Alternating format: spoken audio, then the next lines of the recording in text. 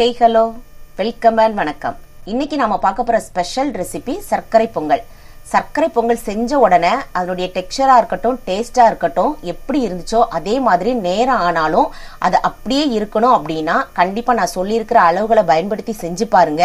அதனுடைய டேஸ்டும் சரி, அதனுடைய டெக்ஸ்சரும் சரி ரொம்பவே பெர்ஃபெக்டா இருக்கும். மிஸ் பண்ணாம கண்டிப்பா ட்ரை பண்ணி பாருங்க. இப்போ வாங்க அந்த ரெசிபி எப்படி செய்யலாங்கிறத பார்த்துடலாம்.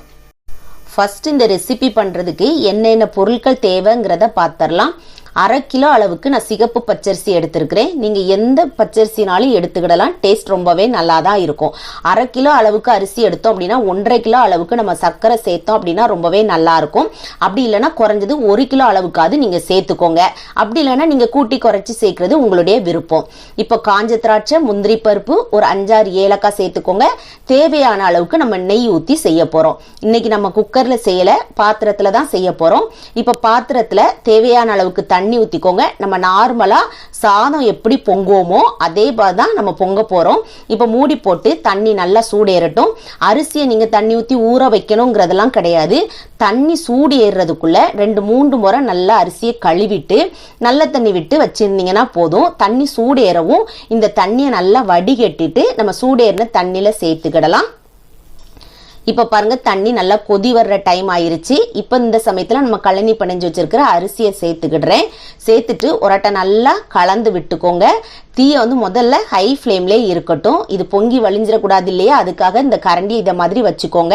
ஒரு மூடி போட்டுருங்க. நம்ம ஹை ஃப்ளேம்ல வச்சிருக்கனால ஒரு 4-5 நிமிஷத்துல நல்லா கொதி வந்துடும் நம்மளுக்கு. இப்ப பாருங்க, இந்த அளவுக்கு நல்லா கொதி வந்திருக்கு. இப்போ ஒரு அட்டை நல்லா கலந்து விட்டுட்டு தீயை கொஞ்சம் கம்மி பண்ணி வச்சுக்கோங்க. நீங்க ரொம்ப குறைச்சிடக்கூடாது, லைட்டா கம்மி பண்ணி வச்சீங்கன்னா போதும். நல்லா தண்ணி கொதி வந்து அதுல சாதம் வெந்தாதான் நம்மளுக்கு நல்லா சாஃப்டா கிடைக்கும். இது நீங்க குக்கர்ல செய்யறதா இருந்தீங்க அப்படின்னா ரொம்பவே சாஃப்டா ஆயிரும் அந்த அரிசி எல்லாமே. இப்படி பாத்திரத்துல செஞ்சோம் அப்படின்னா நொய் அரிசியில செஞ்சா இப்படி இருக்கும், 1-2மா நம்மளுக்கு அந்த சாதம் இருக்கும் பாருங்க. அதை சாப்பிடும் போச்சுல ரொம்பவே டேஸ்டியா இருக்கும். இப்போ இதை மாதிரி நல்லா 2-3 முறை கலந்து விட்டுக்கோங்க. ஒருவேளை உங்களுக்கு கொஞ்சம் தண்ணி அதிகமாயிட்டு அப்படின்னா நீங்க சாதம் வடிப்போம் பாருங்க, அதே மாதிரியோட நீங்க வடிச்சு எடுக்கிறா இருந்தா எடுத்துக்கிடலாம். ஒருவேளை உங்களுக்கு கரெக்டான அளவுல தண்ணி வச்சிருந்தீங்க அப்படின்னா அது நல்லா அந்த தண்ணியோட சேர்ந்து நல்லா வெந்து வந்திருக்கும். அப்போ நீங்க நல்லா இதை கடைஞ்சி எடுத்துக்கோங்க. அப்படி இல்லைன்னா நீங்க தண்ணியை வடிகட்டிட்டு இந்த சாதத்தை நல்லா அப்படியே மசிச்சு விட்டுக்கோங்க. அந்த கரண்டியை வச்சு மசிச்சோம் அப்படின்னாலே இந்த அளவுக்கு நல்லா நம்மளுக்கு குழைவா மசிச்சு வந்துடும். இப்ப தீ நல்லா கம்மி பண்ணி வச்சுட்டு நீங்க இனிப்புக்காக சர்க்கரை சேர்த்துக்கிடலாம்.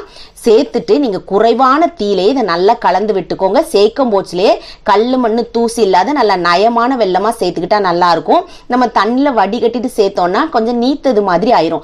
இன்னைக்கு நம்ம பாசி பருப்புலாம் சேர்க்கல, இது அடுத்த நாளைக்கு இருந்தா கூட நம்மளுக்கு கெட்டு போகாது. இதை மாதிரி நீங்க செஞ்சீங்க அப்படின்னா இப்ப குறைவான தீயில இதை நல்லா கலந்து விடும் போச்சுல அந்த சர்க்கரை எல்லாம் நல்லா உருகி அந்த அரிசியோட நின்று வெந்து வரும். நீங்க தீ அதிகமாக்க கூடாது. குறைவான தீயில வச்சு நம்ம வேக வைக்கும் போச்சுலதான் அந்த சாதத்தோட இந்த வெல்லம் சேர்ந்து நல்லா ஒண்ணு போல நம்மளுக்கு இனிப்பு சமமா நம்மளுக்கு கிடைக்கும்.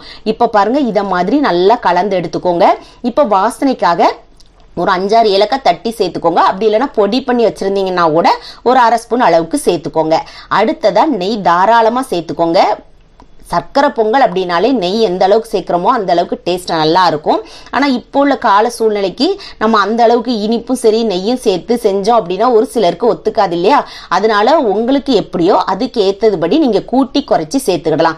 ஆனா என்னை பொறுத்த வரைக்கும் பொங்கலுக்கு நீங்க தாராளமா நெய் சேர்த்து செஞ்சீங்க அப்படின்னா மனமா இருக்கட்டும் சுவையா இருக்கட்டும் ரொம்பவே நல்லா இருக்கு. நான் ஒரு சின்ன சின்ன டிப்ஸை தாரேன் பாருங்க. இது பச்சை கற்பூரம், இது அதிகமா சேர்க்கக்கூடாது. ஒரு கடுகு அளவுக்கு நீங்க சேர்த்தீங்கன்னா போதும். இது நம்மளுக்கு சாப்பாட்டுக்கு பயன்படுத்துற கற்பூரம் தான். அப்படி இல்லைன்னா நம்மளுக்கு ஜாதிக்காய் இருக்கும், அதுவோட நீங்க கொஞ்சோண்டு அந்த கேரட் துருவுறதுல ஒரு கடுகு அளவுக்கு துருவிட்டு சேர்க்கலாம். அப்படி இல்லைன்னா மில்க் மேடோட சேர்க்கலாம், நம்மளுடைய விருப்பம் தான்.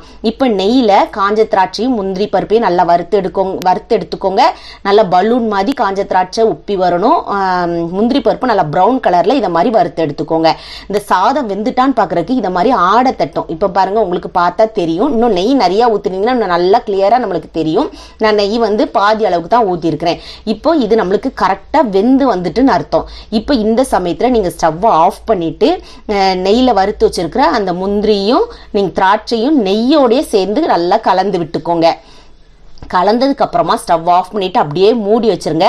அந்த சூட்லயே நம்மளுக்கு கொஞ்சம் இன்னும் நின்று வெந்து வரும். இது சூடா சாப்பிட்றத காட்டிலும் கொஞ்சம் நேரம் கழிச்சு சாப்பிட்டீங்க அப்படின்னா டேஸ்ட் ரொம்பவே நல்லா இருக்கும்.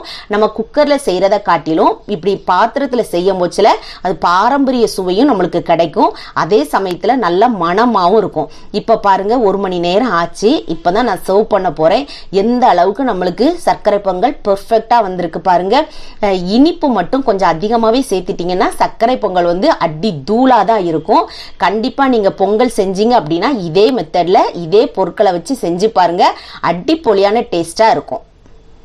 செஞ்சு பார்த்து உங்களுக்கு பிடிச்சிருந்துச்சு அப்படின்னா லைக் பண்ணுங்க, ஷேர் பண்ணுங்க, சப்ஸ்கிரைப் பண்ண கேண்டி ஸ்டோர் தமிழுக்கு மறக்காதீங்க.